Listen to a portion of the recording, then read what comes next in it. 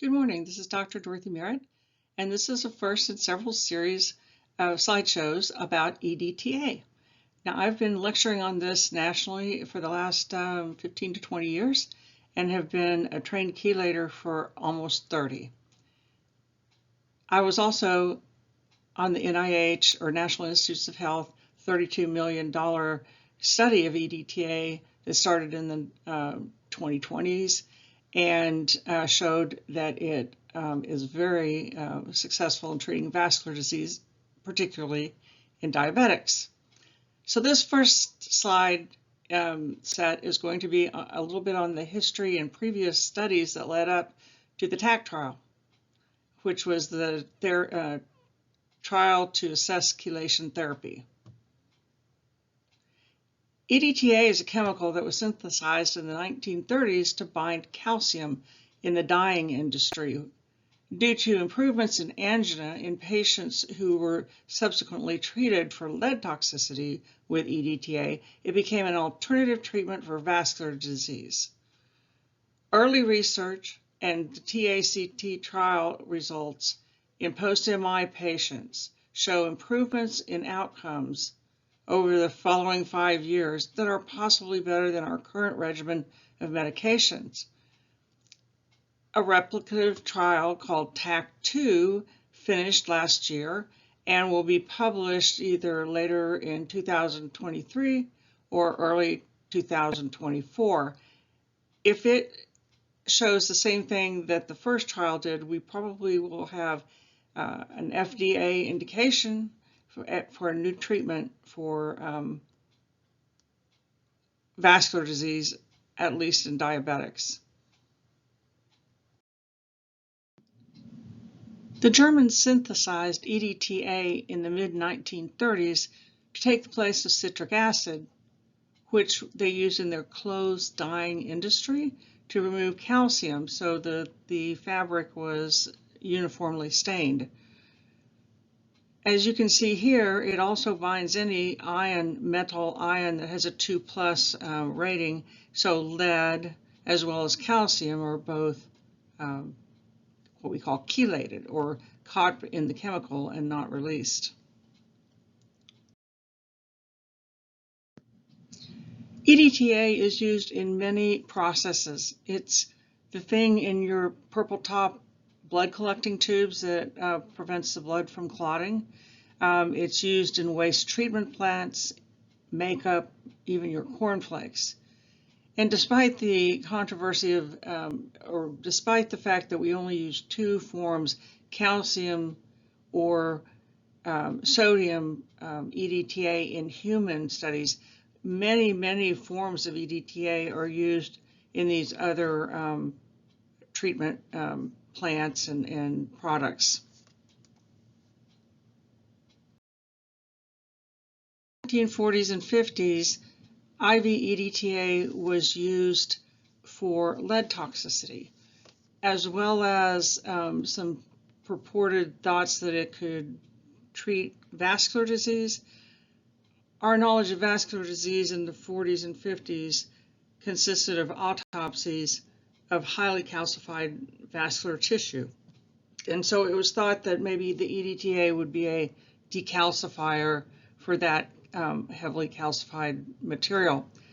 Now, 50 years later, we have other mechanisms that we think are how it works, but this is why EDTA was tried initially in heart patients.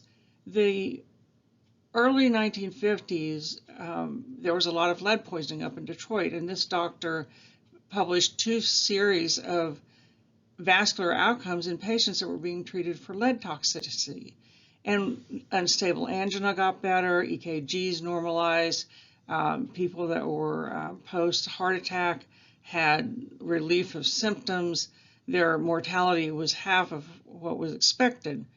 And so EDTA became an alternative medicine use in vascular patients. Up until the early 2000s, when the TAC trial started, there were positive EDTA chelation papers in the 60s through 90s. Dr. Lamar had already documented that it worked particularly good in peripheral vascular disease, especially in diabetics. 30 years later, Denmark took 470 patients on a waiting list to get a bypass or amputation of a limb, and only 7 of the 65 on the waiting list for a bypass required the procedure after having a round of chelation therapy. And of 27 scheduled for amputation due to severe peripheral vascular disease, only 3 ended up needing the surgery. This study was done over 6 years and saved the Danish government $3 million back in the 1990s. In the 1980s, several organizations formed to study chelation, mostly because standard medicine was against it, did not see how it could possibly work. The organization that trained most of the initial doctors was ACAM, and there have been many since then. There's only 2 remaining. Cardiology was definitely against it. The AMA did call for studies to see if it really worked, and Harvard graduate Elmer Cranton wrote a seminal book called Bypassing Bypass in 1984, which was then updated again in early 2000.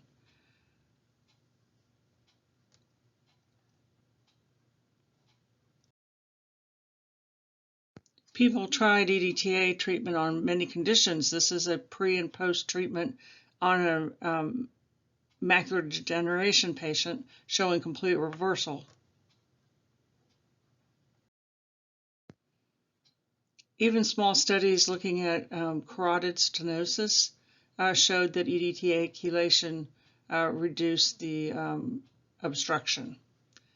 There was a cancer study where 90% reduction in cancer mortality was seen after chelation therapy with EDTA in a small Swiss town where 59 patients out of 231 received 10 or more calcium EDTA treatments in the late 50s. Only 1 out of 59 of the treated patients died of cancer during the following 18 years. 17.4% or 30 died of cancer during the 18 years in the control group that was not treated. And the 2 groups didn't differ as far as smokers, male, female, exposure to the highway, income, or age. Very interesting study that should be repeated. Larger studies were then published. This is a retrospective study of almost 3,000 patients, not all with vascular disease, but in the vascular disease patients, 77% showed marked improvement. In peripheral vascular disease, 91% had marked improvement. And in CNS diseases, scleroderma, or other geriatric diseases, it was studied.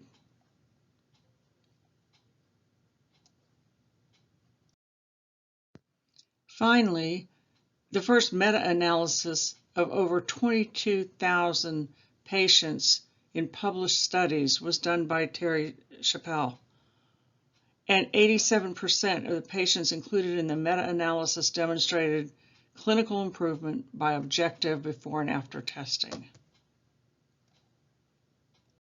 Finally, in the late 1990s, the NIH, the National Institutes of Health, funded a $32 million double-blind study to finally look at chelation and mostly to prove that it didn't work.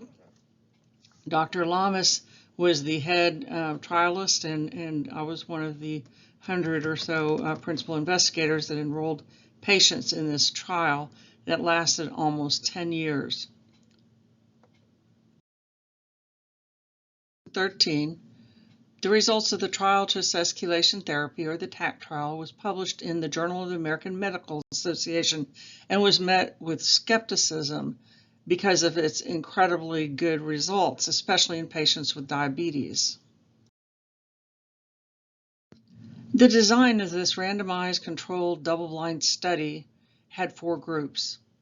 The group that got IV chelation EDTA plus high-dose oral vitamins, the group that got just the vitamins, the group that got just the EDTA, and then the group that got nothing.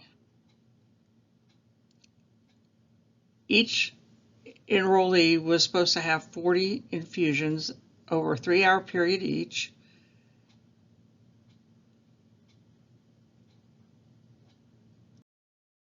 This was the graphed out result of the primary endpoints in the TAC trial.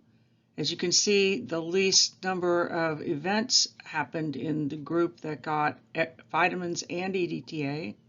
The next group was the ones that just got EDTA. The next group was the group that just got vitamins, and the purple group was the group that got nothing. I want you to notice several things down here. Notice the curves don't even start separating really for 12 to 15 months. And during that period, most people had received their EDTA treatments. So it was doing something that made the curves separate more as time went on. The other thing about this that I want you to keep in mind is that there was a 17% dropout rate. But unlike most studies where people are having side effects of the drug or whatever is being studied, most of the dropouts were in the group that were receiving placebo. They'd have an event, they'd see, why am I getting stuck every week? This is crazy, it's not working. And so they drop out. The result of that high of a dropout in the placebo group makes this curve tighter. So it does not show the real spreading of data. So we consider this result very conservative, and in a real world without a placebo control, we think that there would be much higher improvement with treatment. The big surprise here is that in the subgroup of diabetics who received treatment, look how wide the curve is. And notice also that it immediately starts separating from the placebo group immediately, which when you look at all comers, that did not happen for 12 to 15 months. But in diabetics, EDTA is doing something phenomenal. Also, instead of a 26% reduction in events over a 5-year period, there was a 41% reduction in events in the diabetics. So something special is happening in diabetics who receive EDTA. This was the subgroup of patients that had diabetes and peripheral vascular disease in addition to having had a coronary event. There was a 58% reduction, which is just unheard of. You can see how far the curves separate out here. So this is the results summarized in one slide. For all comers, the improvement for patients on EDTA alone was 18%. Oral vitamins reduced coronary events another 11%, but was not considered statistical. And EDTA plus vitamins reduced the most events, 26%. In diabetics, it was 2 to 3 times more impressive. The reduced events just from EDTA were 41%, but when you added the vitamins in, it was 51% reduced rates and 43% reduced mortality. This put us at a crossroads and is better than anything we have in current medicine if this holds up in the second trial. Despite the outcomes being so incredible and having 50 years of previous publications that were smaller but also very good, the FDA would not approve it without a second study. So to make it easier, the second study was essentially the same as TACT-1, except since diabetics were the most affected, all these patients were diabetics who had had a heart attack in the past. There was over 1,000 subjects enrolled. The last patient was enrolled in 2020. The last drip was in 2021, and publication is expected in 2024.